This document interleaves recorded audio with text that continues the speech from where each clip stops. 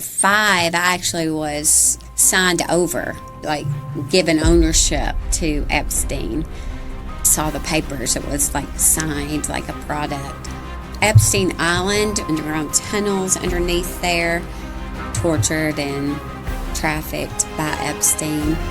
Epstein was also involved in science projects on children. Epstein had a lot of Mossad connections. A deeper perspective that maybe Mossad is brokering in the trafficking of children. They did a lot of programming that I was like completely out of control. I was going, while I was sleeping, I was sneaking out and killing people.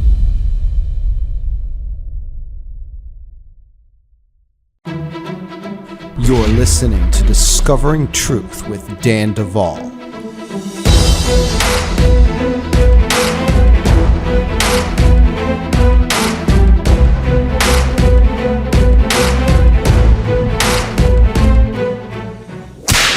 Hey friends, DanDuval.com is your home for the Discovering Truth with Dan Duval podcast. Check it out.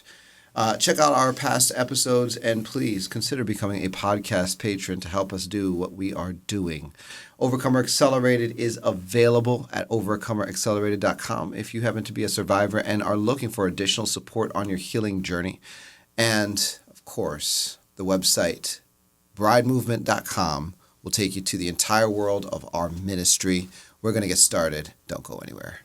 Welcome back to Discovering Truth with Dan Duval. I am here for another round with my friend Hope. And we got to the last time we sat down so many things, but not enough.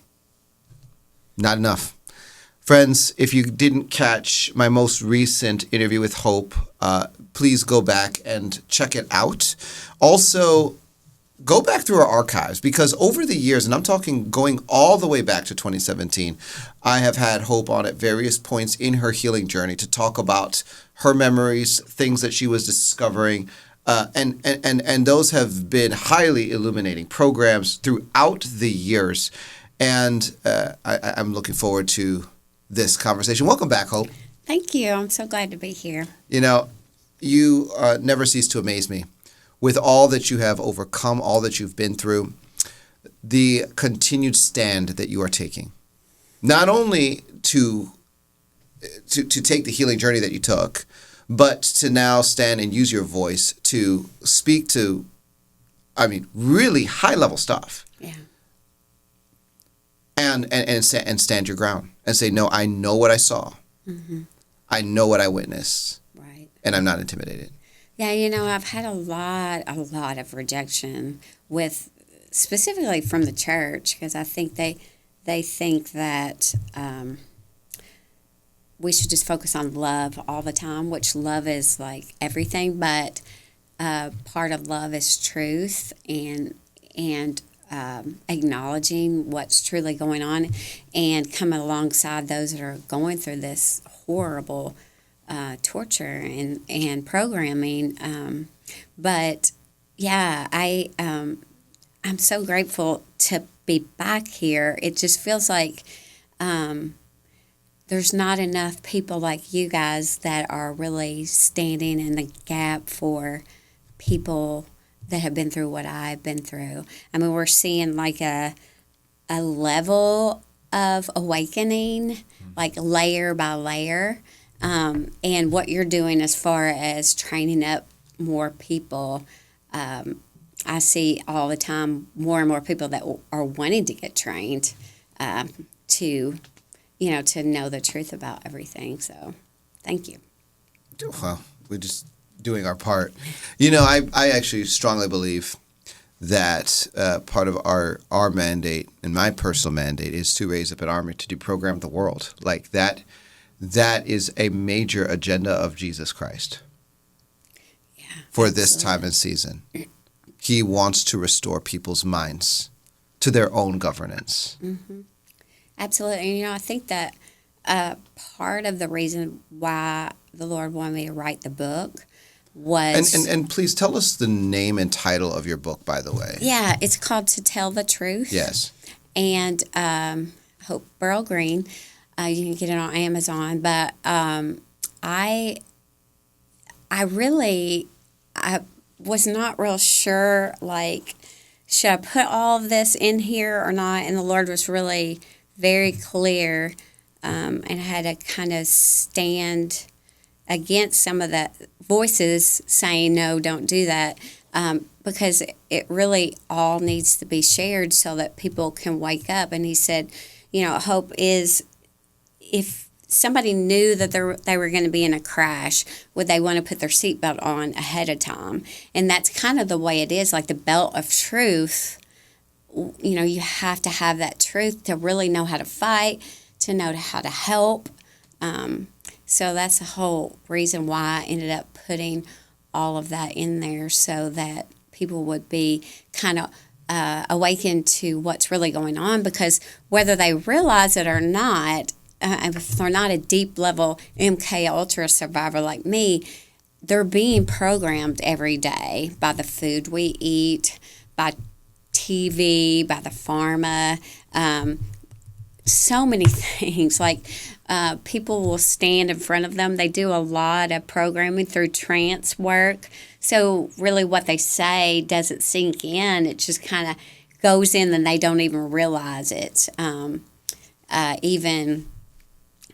It's even been in the mainstream media that they specifically said mind control on Facebook to really program people to vote for Obama during the 2008 and 2012 election year. They were they specifically said psychology to really cause a trance, to cause people to side with him.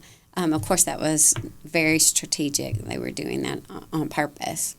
Well, and we're going to get into that, I think, in this conversation, because a lot of people realize, if they're very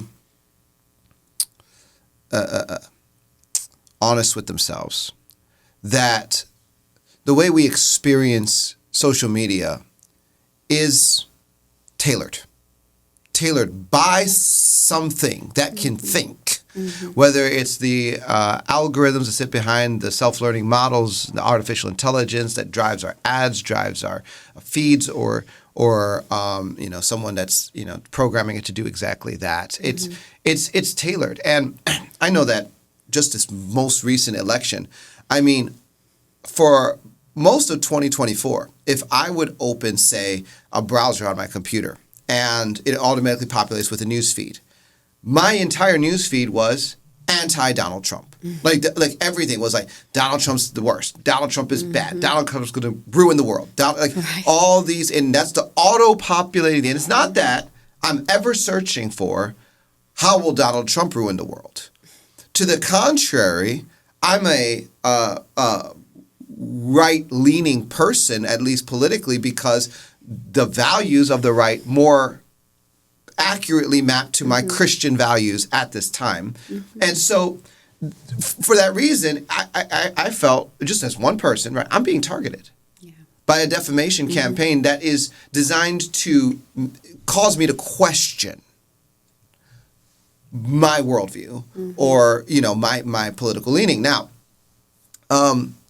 Facebook has definitely been used as a tool, not only of I think, grooming people to think a certain way and to lean a certain way, morally and politically, but obviously it's also overseen by a certain person, Absolutely. Mark Zuckerberg, who you have some personal experience with. Right. I have definitely seen him.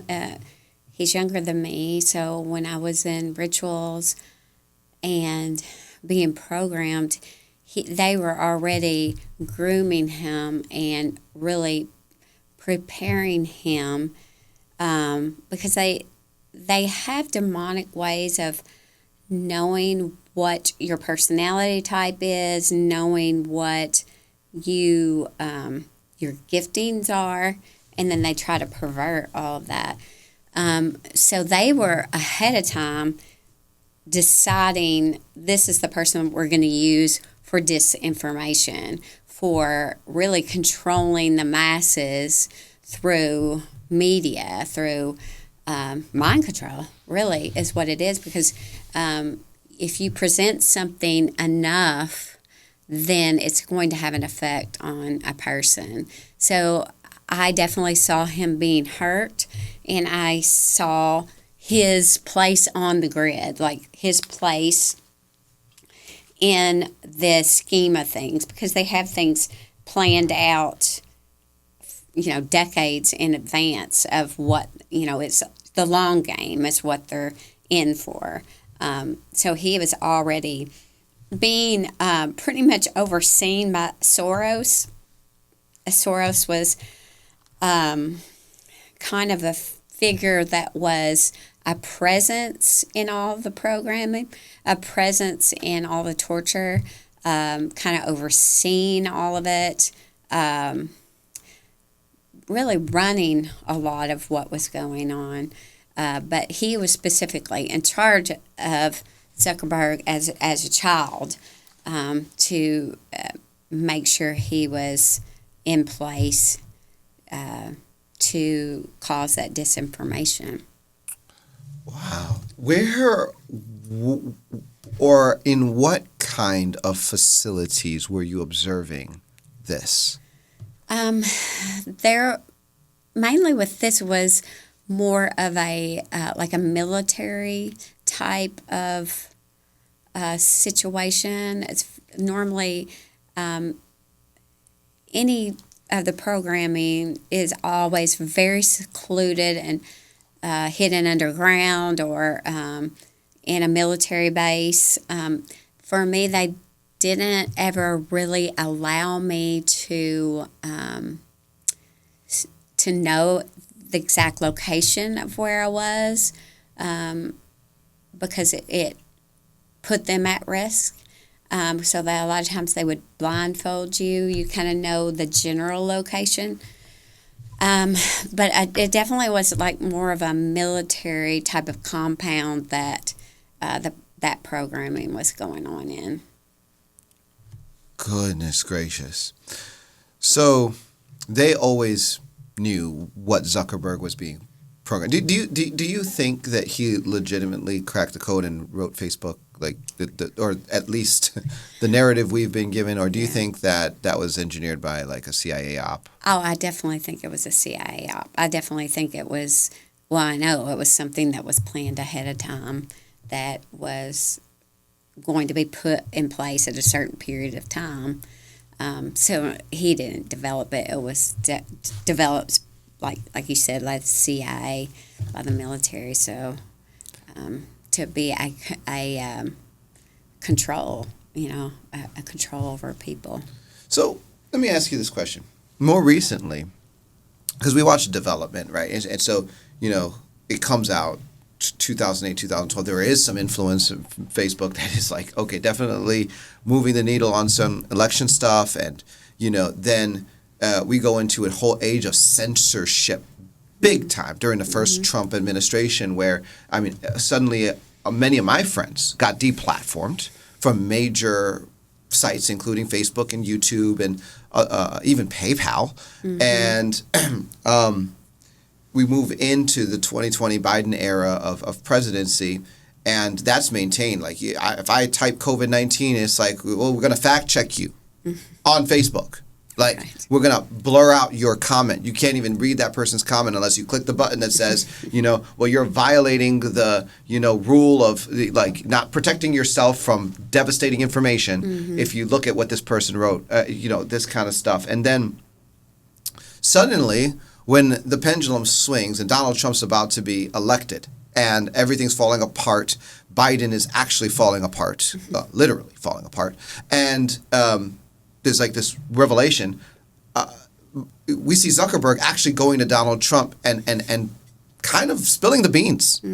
This is all true. We censored. We were told to do this, blah, blah, blah. What do you think was happening behind the scenes?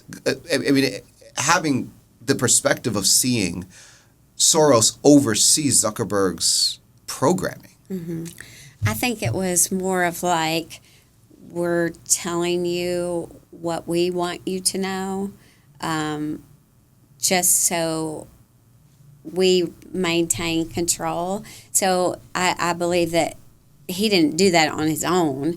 He was sent there to do that, and he was probably sent there to infiltrate at some point, at some level, to try to cause disinformation, or like Satan does, and like they do because they're like him, like a nugget of truth amongst a huge lie. So I think that he gave them enough of the truth to where he could continue to kind of go in his programming and what he's doing to kind of get by and stay in the good graces of them. Of course, he's, I'm sure, still getting programmed.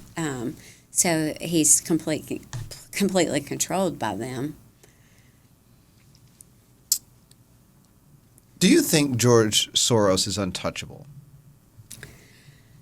Oh, I know that Papa God's bigger than him.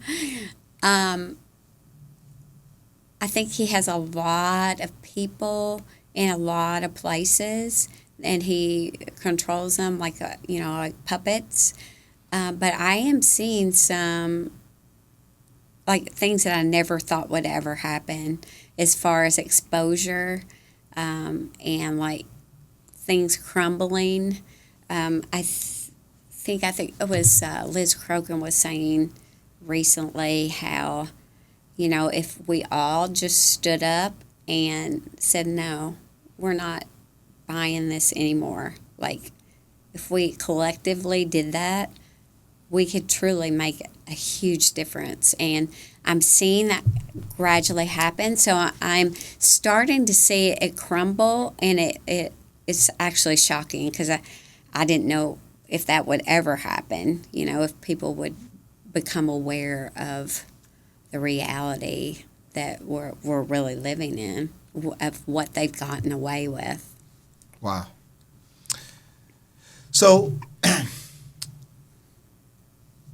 a couple of years ago, we did a whole episode on Jeffrey Epstein and what they don't want you to know. I mean, that's kind of what we called it, and it actually got quite a bit of attention. You were trafficked by Jeffrey Epstein. Mm-hmm. That was part of your story. Right. And I think there are some things that you want to add to that conversation today. Now, more recently, and I think maybe we can start here on that subject. We were told by the director of the FBI and others that Jeffrey Epstein killed himself. End of story. Thoughts? I definitely don't think that is the whole story. If possibly somebody forced him to do that, but I don't think at all that he freely did that. I think somebody else is controlling the narrative here. I don't know about Cash or, Dan Bond or whoever else it was. I don't know, but I feel like there's just a whole lot more to the story, because there's a lot of huge players. There's too many, like the cameras were out, they didn't get pictures at that time. There's been many people that have been incarcerated that have come out and said, there's no way in that high level of security prison, like they'd been in just a regular prison, like that he could have done that without anybody knowing that was going on. But I think there's a lot that is at stake here for a lot of high-level people. So I'm praying that all of it will be exposed. Hopefully, there's a lot of children that are still being trafficked by these people. I mean, where do you see a place where a person that is trafficking children, and they are brought under criminal suit, and supposedly they kill themselves, but nobody saw it. The cameras accidentally went out at that specific time. And then there you have all of these people that they were trafficked to, and they were trafficking alongside with him, but none of them have been exposed. Like, to me, that's suspect right there, that none of the people that he was trafficking to, that along with him, have been held to account at all.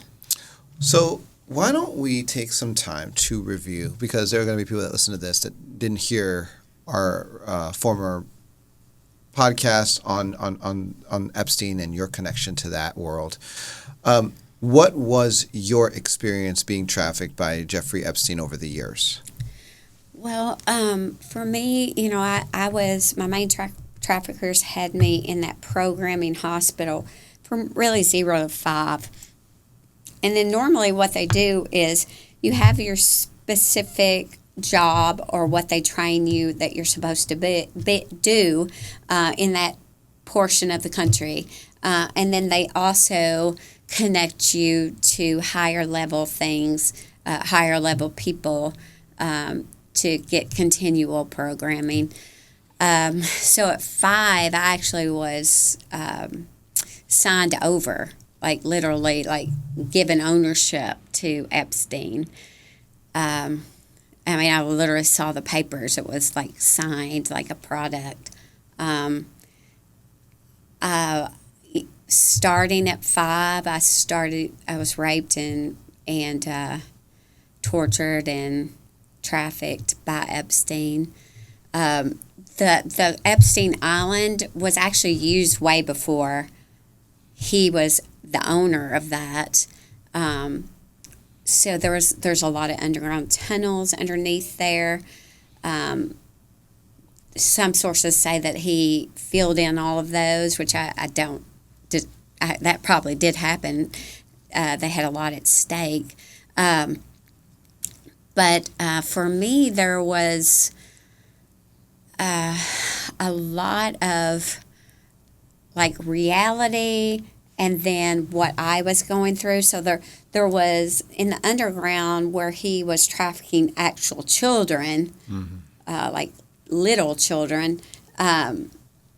There was always a reference to the people upstairs, is what he would always say. Well, if you perform good enough, then you get to go upstairs and, just live life, like be around other people. You don't have to stay down here and really get hurt all the time. So it was kind of a thing that we always wanted to get to, that perfection of being able to go upstairs. Of course, I'm sure that they were going through what we were going through as well, as far as being trafficked. There's been people that have come forward and said that, they have seen Epstein shapeshift and actually been in medical settings with him and saw a lot of scientists and everything come through there that they've experienced, and they, corroborate that.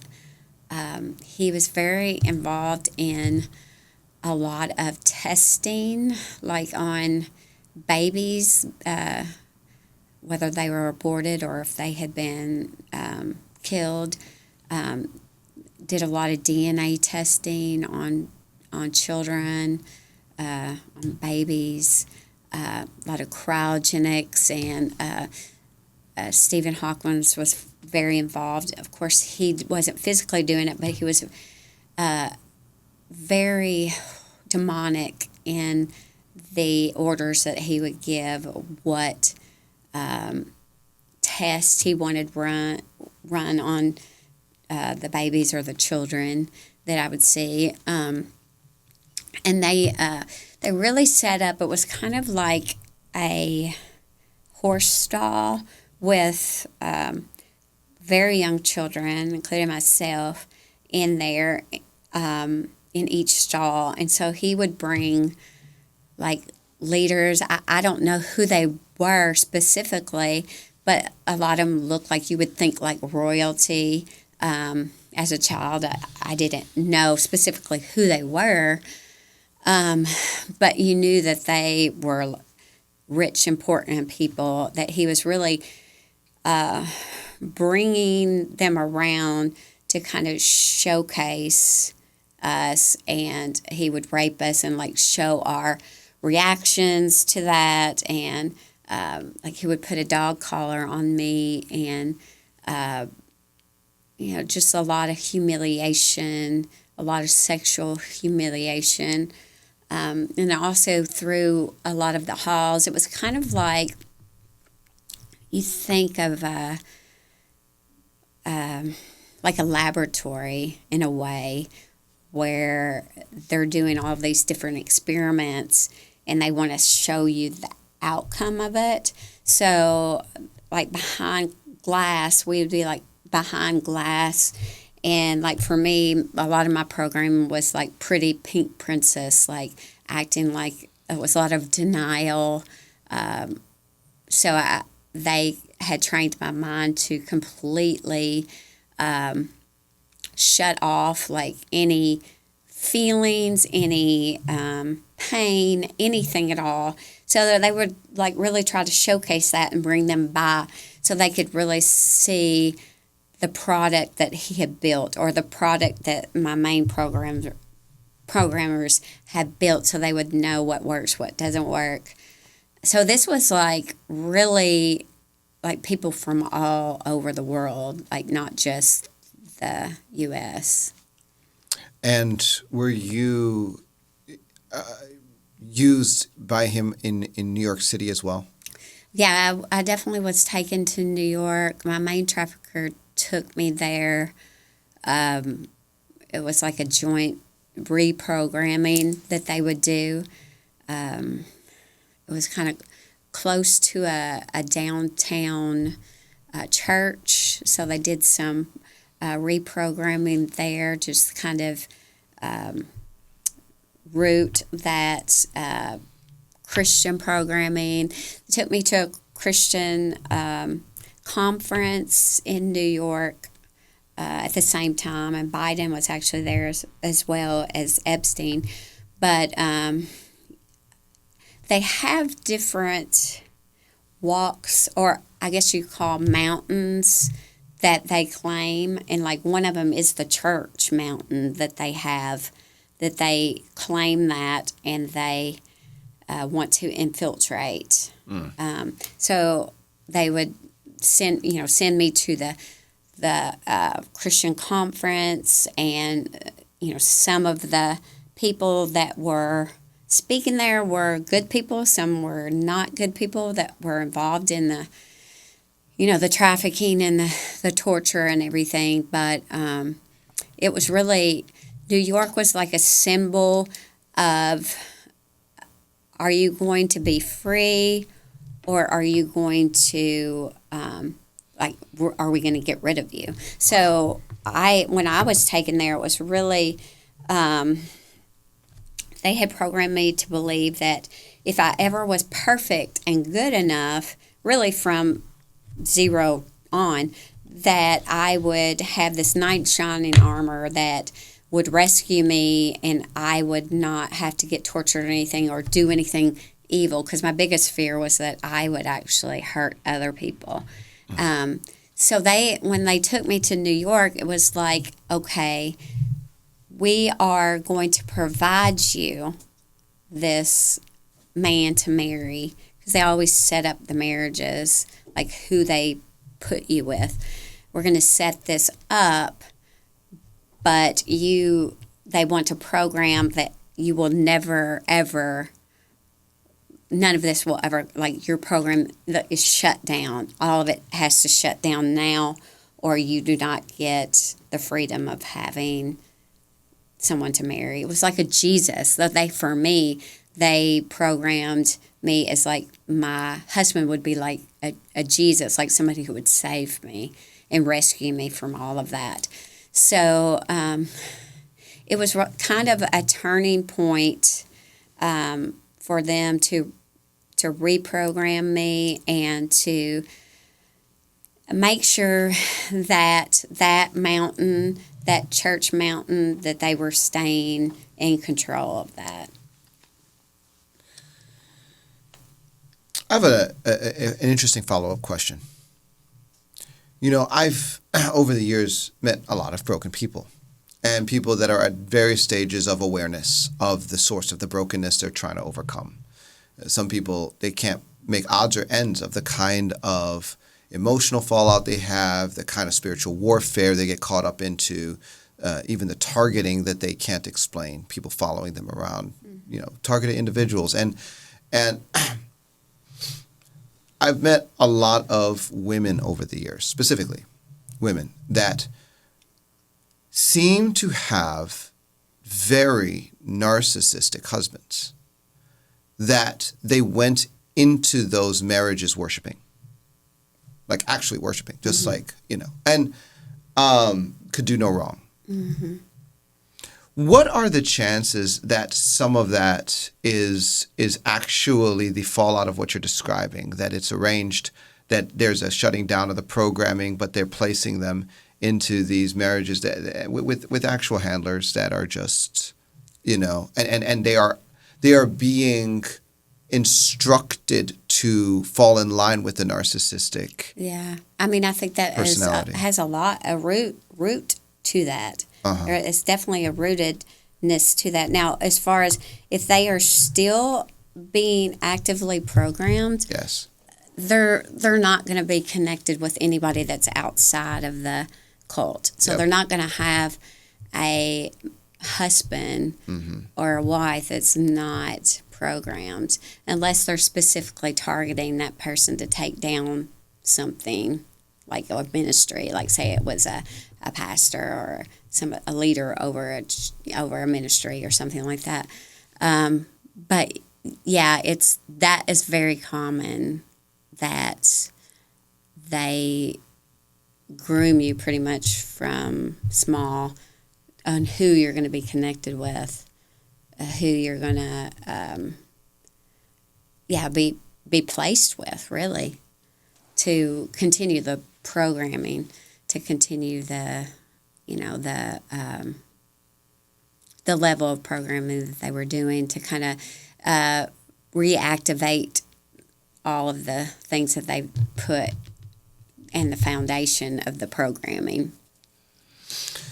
So, going back to the Epstein conversation, what do you think is happening with Ghislaine at this point?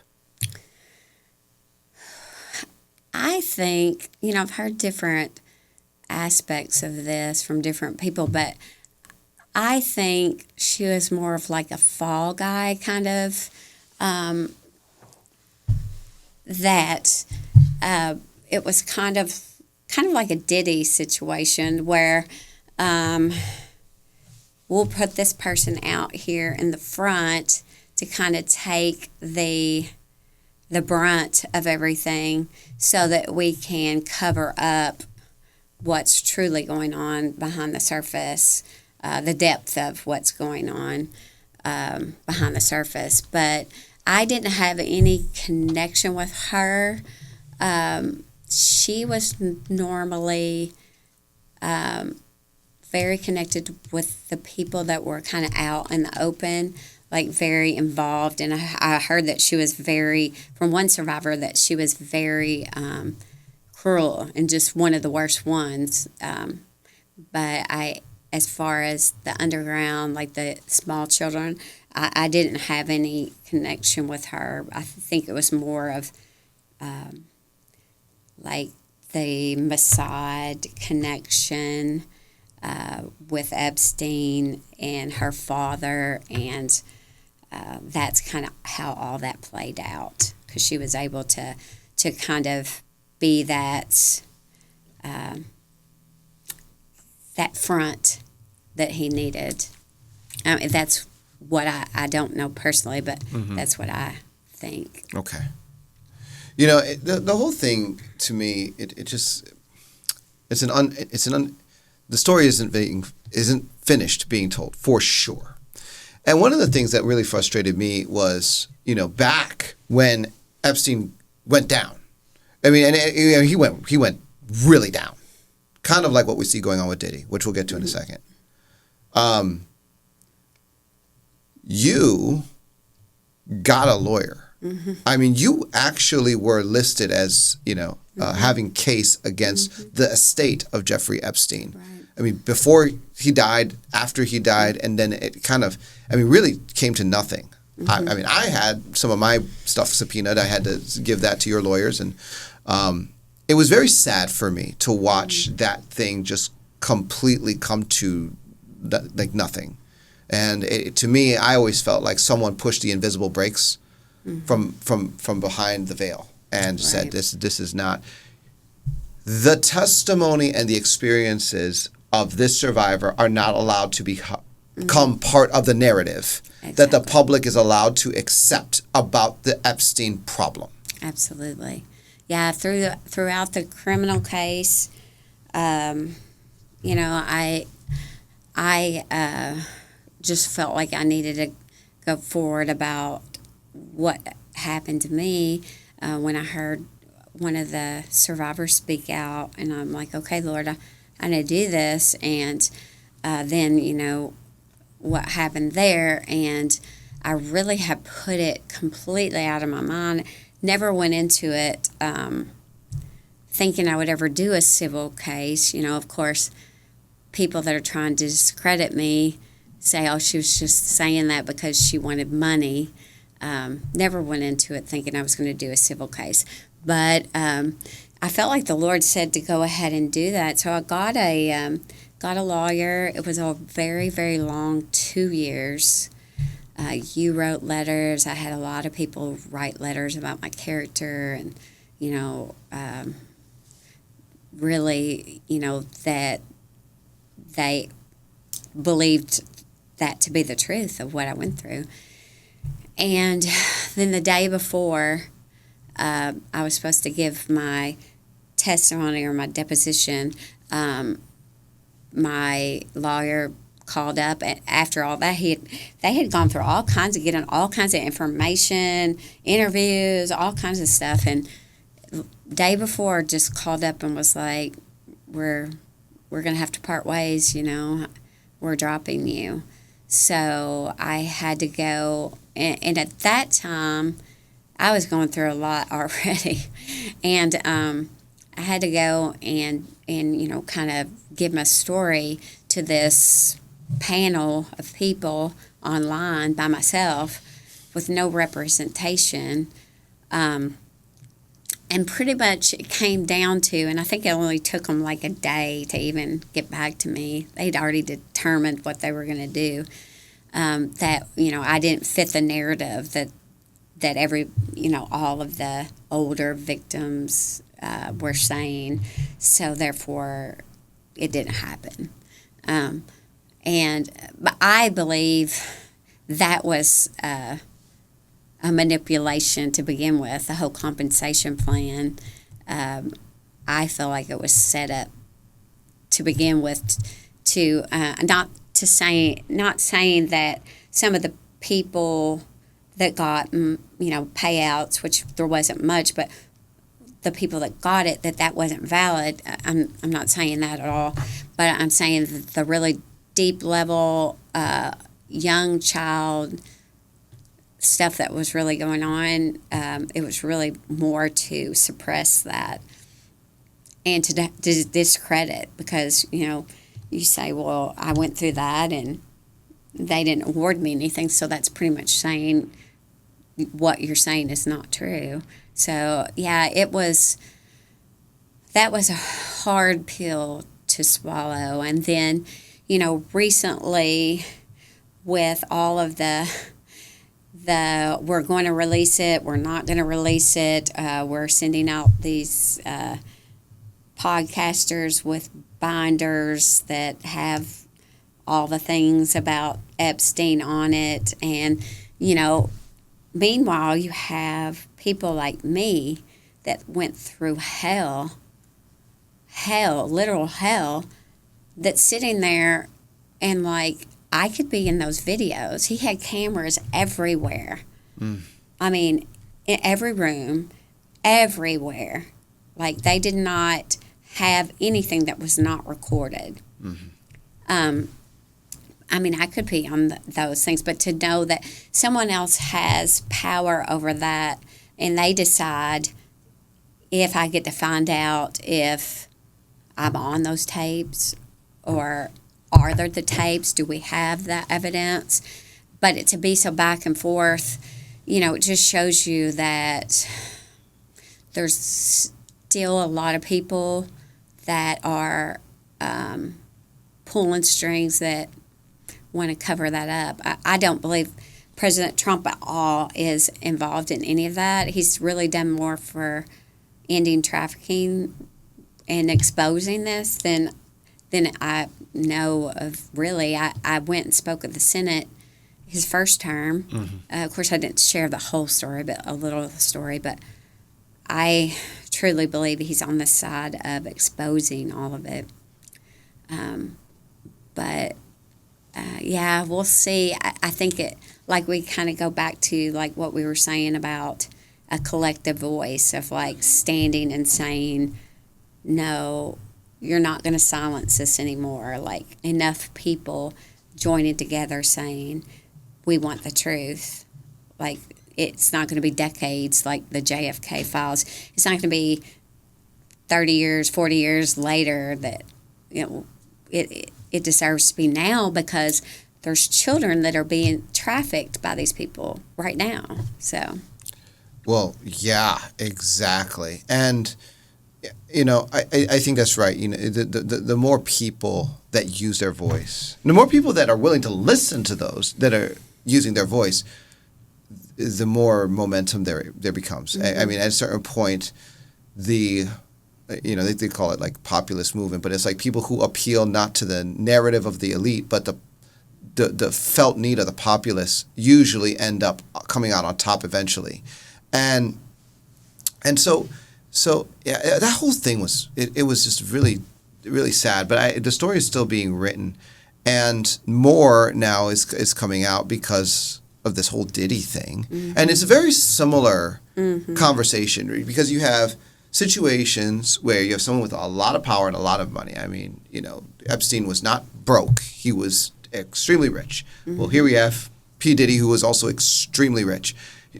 Epstein was involved with different agencies and intelligence organizations, specifically Mossad. Exactly. I mean, that's a big one. Absolutely. Well, and now we have Diddy, but that was largely, it seems, CIA. And there's major protections until there's not.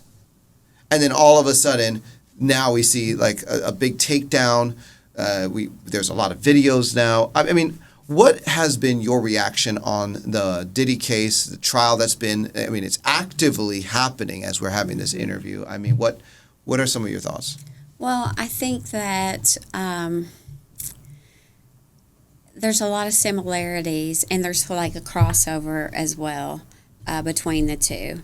And for the whole Diddy case, there's a lot of it's like we were talking about the mountains or that they want to take over, and one of them is the music industry. That's a huge one that they want to be at the top level, and they'll bring in governmental figures and military and all the infiltration into that to make sure that they have their product or their MK Ultra, like Justin Bieber.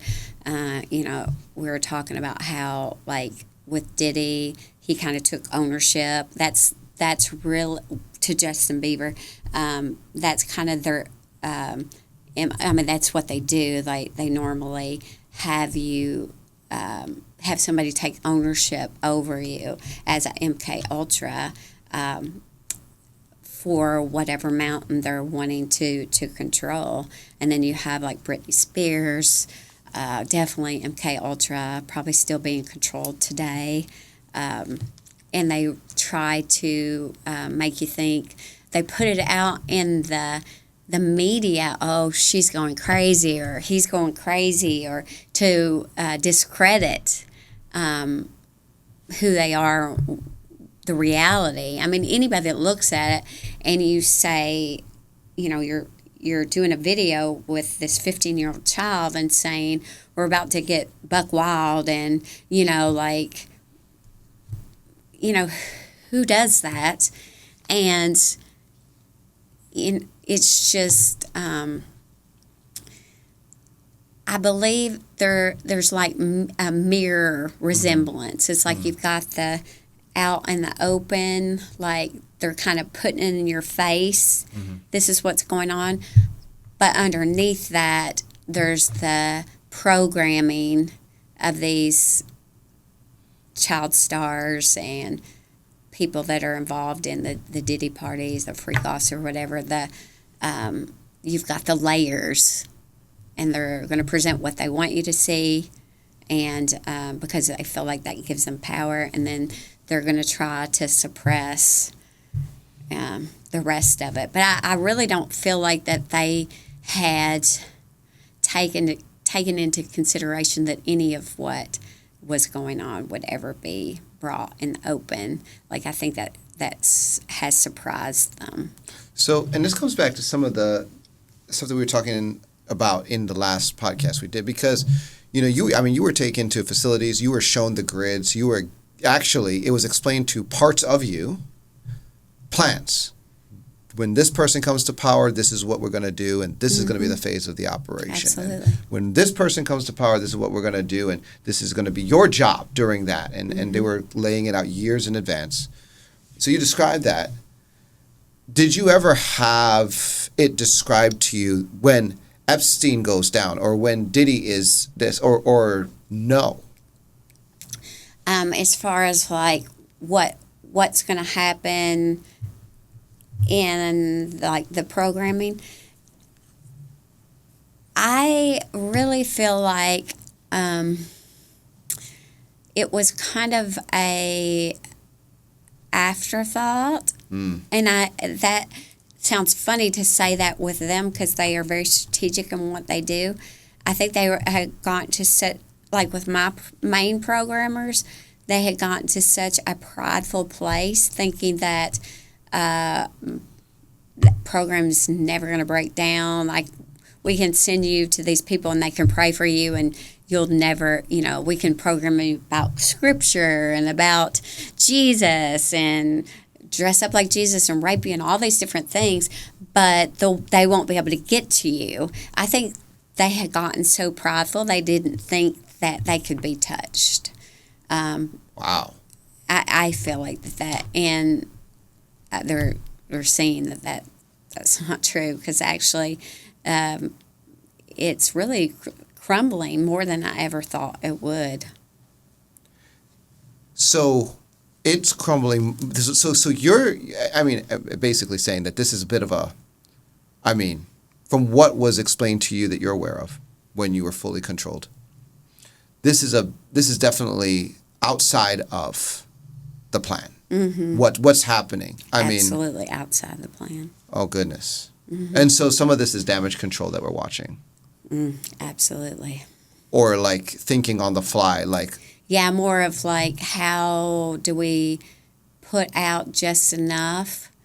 Because that's a lot of what they do with programming. Like, they mix a truth with a lie, and that's why it's so powerful. Like, they'll use scripture and do other things, and like, so that little bit of truth with the other, like, that's kind of how they wield control. So I think they've allowed like some of it to come out more, but I never knew of a plan that it would come to this. Like, this is I really think it's the justice of Papa God, and the reality that survivors are being given a voice, and you know, you can only hear the truth like so many times before you, from different sources, till you start believing it. And I think that's what's going on, really. All right, so all of that is very hopeful. And that's exactly where my heart is. I see that God is actually moving things around. I see that he is reacting because there are people taking a stand. We're some of them, right? Absolutely. And you know, I've been in this seat now for over a decade, and I'm not quitting. So there's good news. I want to change the conversation a little bit and come back to something that you had said earlier, dealing with other survivors now corroborating your account of Epstein was also involved in science projects on children. There were labs. They saw him shapeshift. Okay, there is a darker side of this world that a lot of people, I think, are still struggling to believe exists. You know, when people say shapeshifting, certain people tend to tune out. They're like, that's not possible. They're just wicked people. They're just evil people that do bad things. But nobody shapeshifts. Or, you know, you have someone like Roseanne Barr come out and say they eat babies, they eat children, and people are like, ha ha ha. You know, they don't do that. People don't cannibalize. I want to talk a little bit about that side of this thing and what you have to say about that. I mean, do some of these evil people shapeshift? Have you seen that? Do these evil people cannibalize? What is the purpose of these kinds of practices? Talk to me. Yeah, so absolutely. I've definitely seen shape-shifting into like a werewolf-looking figure, and then just kind of like more like a golem, kind of just very evil and demonic. I think what it's hard for people to understand is that there can be a time, you know, everybody's like, well, you know, anybody can get saved. And the reality is, yes, you can make a choice for Jesus anytime. But there are people that choose, like they know God, like know who he is. They know Jesus and know who he is. They know the Bible better than a lot of people know it. But they choose Satan, like 100%. They give their entire being over to Satan. Like they've already made their choice. It's like give them over to a depraved mind. They've already made their choice of who they choose. There's not any going back because they've already made their choice. So they become really their whole, like, it's not even really a creation of God anymore. It's really a embodiment of Satan. And so I think that's a hard thing, like, for people to really understand or grasp that if you ask Satan to take over, knowing full well what Jesus did for you, but you choose not to have that, all of that evil that indwells, like you ask the demons, they can really shift you into whatever form they want because you're not God's creation anymore. You have become completely evil. And so I would definitely see them shift into different forms, you know, very demonic looking, not human looking forms, like werewolf kind of, a lot of the werewolf forms they would use with me because they did a lot of programming that I was like completely out of control, that I was like going, while I was sleeping, I was sneaking out and killing people, and when I didn't know it, I was hurting people, which they correlated with, like, if anybody's ever watched, like, the werewolf stuff where they, like, really shift into that, to a werewolf, like, they don't even realize they're doing it, like, it just happens overnight. So they, a lot of times they would chain me up and things like that, just to reinforce that I was one, like, I looked like them. I was like them. And then also with the cannibalism, they get demonic power from eating flesh of children. Like, they feel a level of power and strength through that. So that's why they seek that out.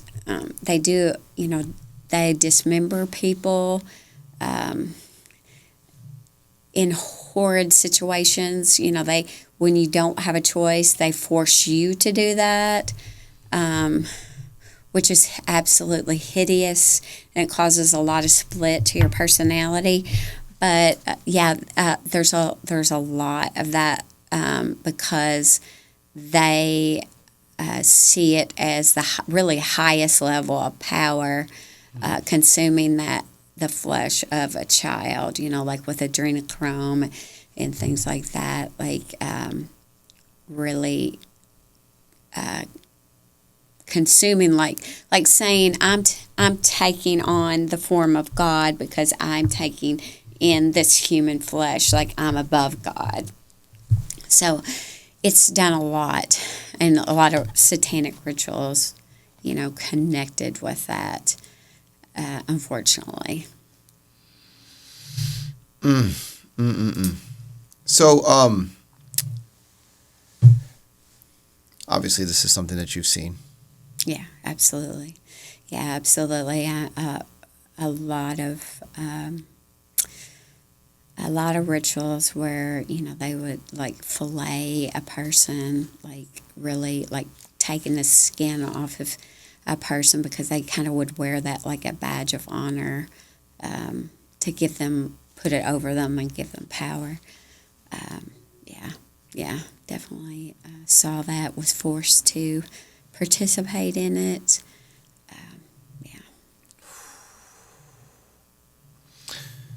Now, a lot of researchers have drawn, and myself included, incredible tangents between a lot of the things that are happening and Nazi Germany, World War II. Even the source of MKUltra being engineered through scientists that came over by way of Project Paperclip that were part of Nazi Germany. Mm-hmm. Mengele being one of them. Now, where do you see some parallels between your experience and, we'll just specifically single out Hitler and Mengele? Well, a lot of Mengele's experiments, mm-hmm. they took a lot of the mind control from. He was kind of like a basis for how they started doing, continued to do what they were doing.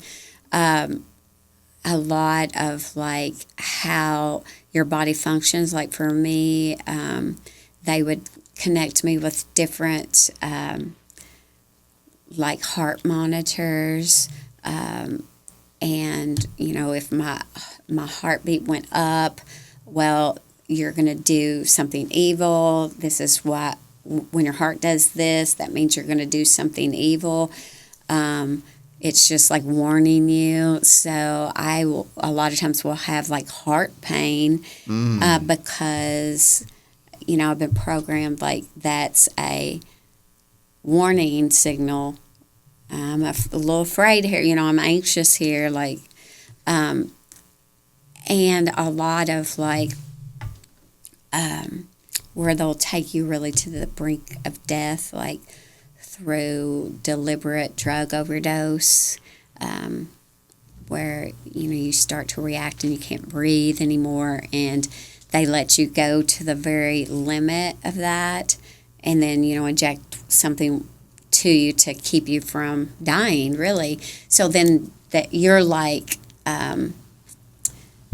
you're being saved by them. So it's kind of like the programs with Mengele, in how to control the brain and how to control bonding. A lot of the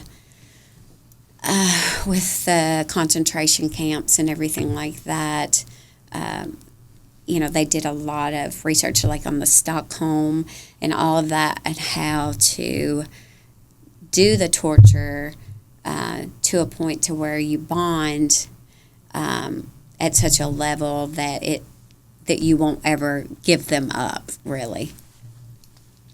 So, I mean, there's a lot, and like I said, they had a lot of German connections, my main programmers did. But then, of course, Epstein had a lot of Mossad connections. So there's a lot of, Illuminati Zionists. There's a lot of Illuminati German descent. So there's in both. So you can't, rule out a certain culture. Well, and that's, I mean, and this gets to some really, I think, a deeper layer. You know, some of the, I think, highest level programming, I know specifically what I would describe as end times programming, is done under the Temple Mount in Jerusalem.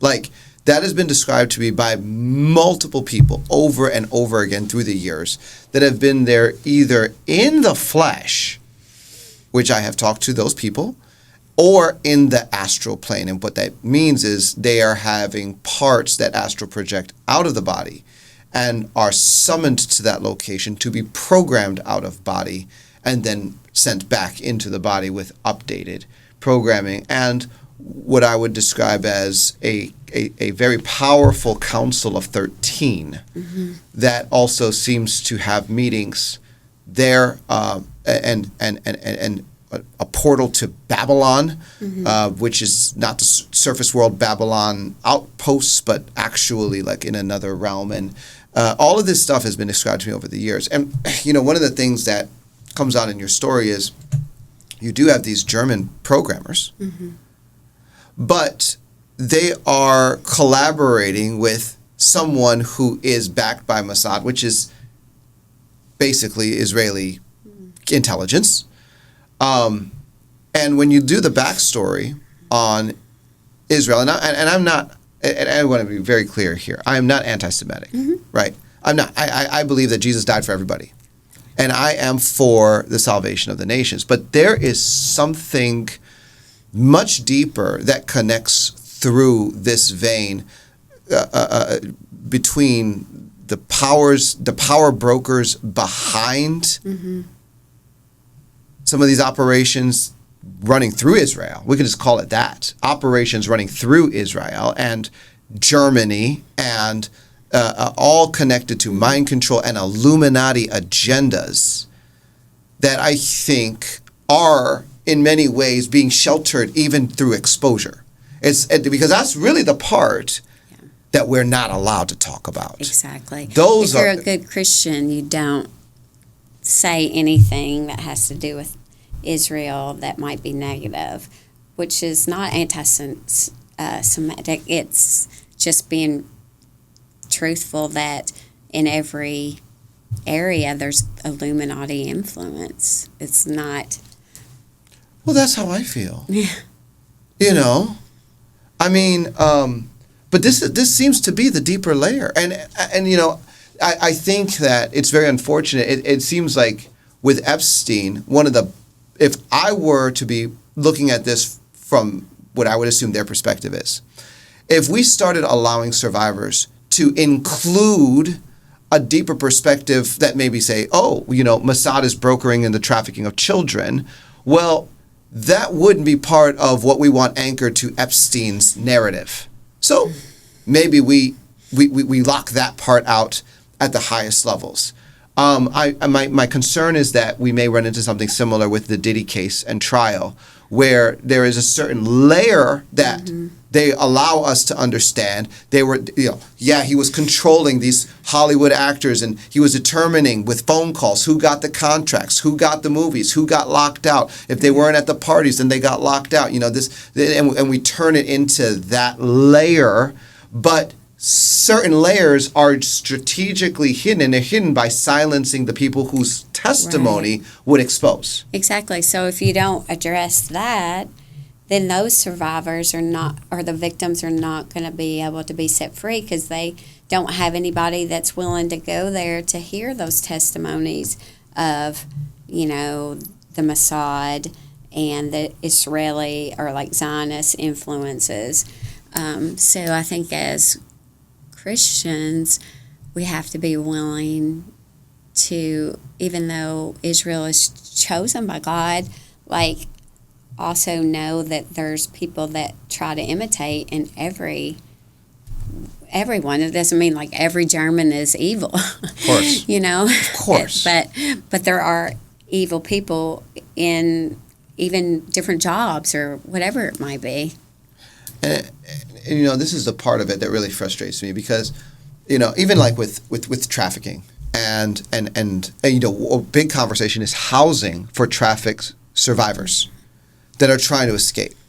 And one of my things, I've had several conversations with people in public and private, probably a lot more in private than in public, but a few times on this podcast and other places, And one of the things that I've found is within the anti-trafficking movement, there is a systematic dismissal on the mainstream narrative concerning satanic ritual abuse. Mm-hmm. There's a systematic dismissal of the conversation on mind control, specifically government-sponsored mind control. In fact, if you look at most of the organizations that provide survivor housing for trafficked victims, you will not find on their website the terms Illuminati, satanic ritual abuse,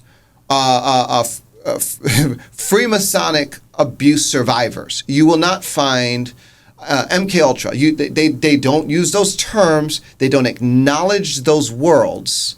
And they minimize the story to, they were groomed on Instagram or in a video game chat room, and then they went off and then they were trafficked by who they thought there was a boyfriend, and then they were rescued, and now we just have to rehabilitate, and we take this world out, but the world that we're talking about is actually power broking the whole system. Mm-hmm. And it's the systematic disintermediation of that world actually drives the world into a perpetuity cycle.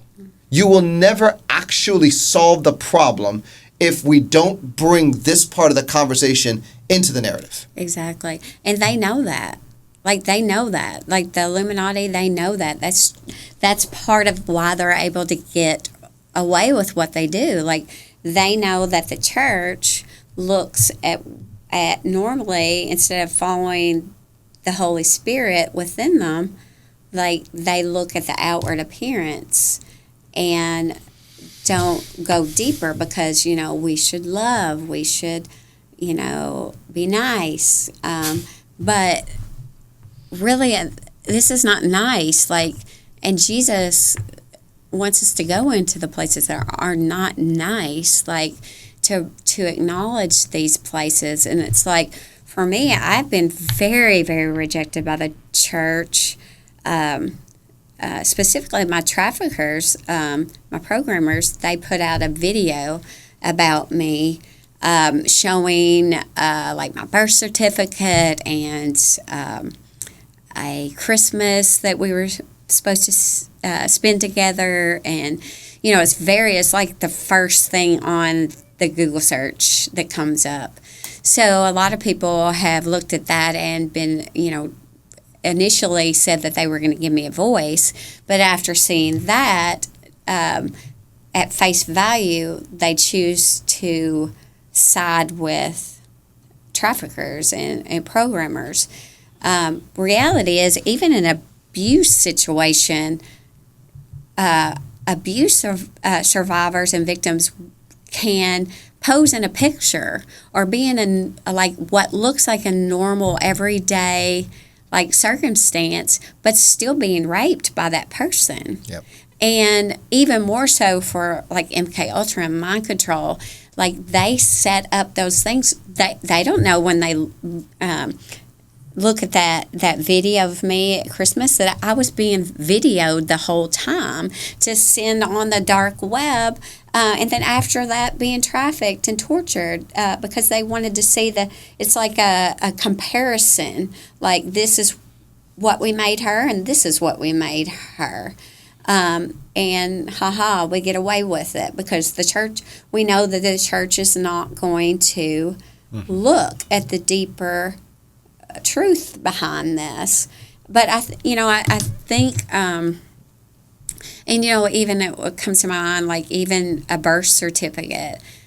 How do you know that the person that signed that birth certificate wasn't a trafficker or a programmer as well? For me, that was the situation. It was very controlled, everything. There's a lot of people in hospitals that can forge those kind of, the right people in the right place, and over decades and decades and decades, you can cover up these things, and they're very strategic in what they do. But I am encouraged that there are a lot more people now that are starting to look behind the surface. I think a lot of it is fear, like fear. I'm supposed to focus on what is that scripture. We're supposed to focus on, what's good and holy and perfect and all that. Well, you're not going to focus on it. You're going to look at it, and then you're going to say, okay, God, what do I do with this? Like, I'm not going to, live in that extreme torture all the time, but, at least look at the truth and say, what do you want me to do with this truth? Yeah, I know exactly what you're saying. Whatever things are holy, whatever things are just, whatever things are pure. Meditate on these things and focus on these, and to take that and then say, well, that's why I'm not going to listen to you. That is, I think, a bit of cognitive dissonance on the overarching meta narrative of what Jesus is actually calling his people to, and it's unfortunate. Mm-hmm. I want to ask you one final question. Why in 2025 are you still choosing Jesus?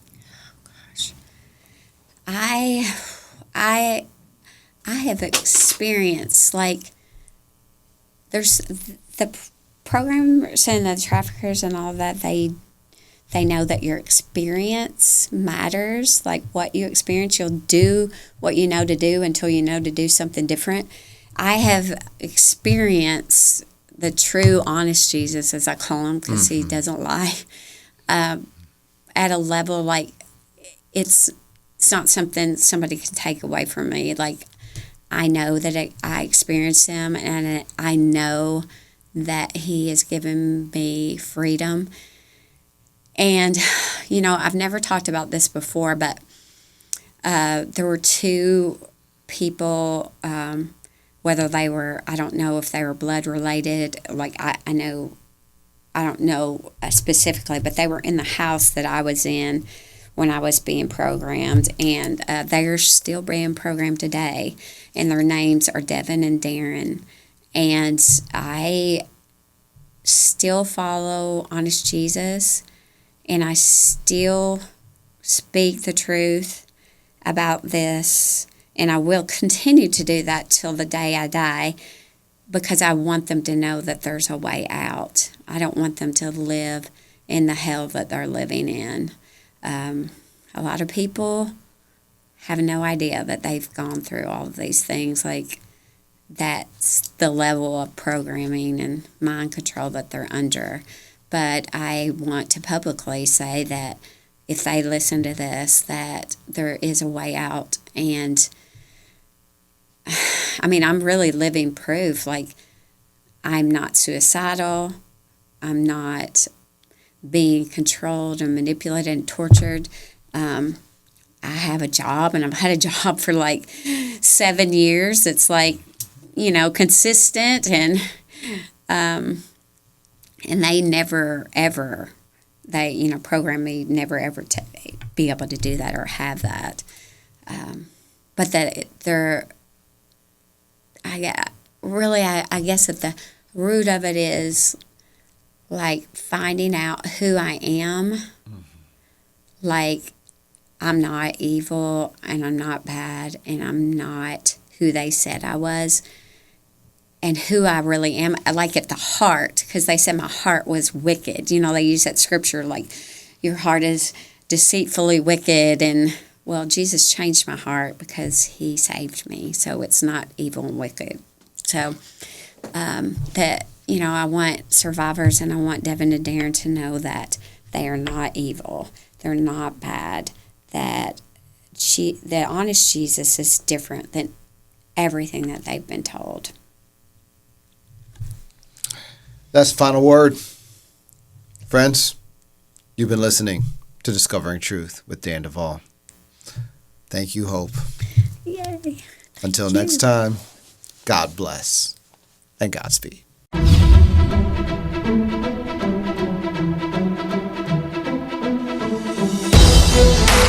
You've been listening to Discovering Truth with Dan Duval. Visit me at danduval.com, where you'll discover merch, books, and the opportunity to engage in our private social network. Join the tribe by subscribing to our email list and supporting this podcast.